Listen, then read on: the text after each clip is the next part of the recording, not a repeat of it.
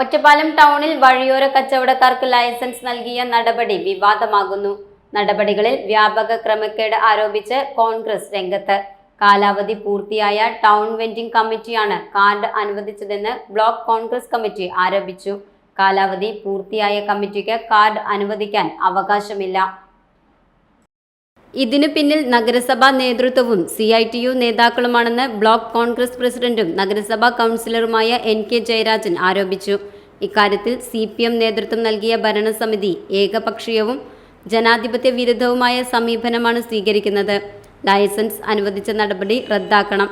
ഒരേ കുടുംബത്തിലെ തന്നെ ഒന്നിലധികം പേർക്ക് ലൈസൻസ് നൽകിയിട്ടുണ്ട്. പലരും കച്ചവടത്തിന് അനുവദിച്ചു കിട്ടിയ ഭാഗം മേൽവാടകയ്ക്ക് നൽകുകയാണ് ചെയ്യുന്നതെന്നും കോൺഗ്രസ് ആരോപിച്ചു. Time Kids Preschool, Mannur Road, Vaniyamkulam. Dot View News. കാഴ്ചകളാണ് ലോകം, കണ്ടു തുടങ്ങുക.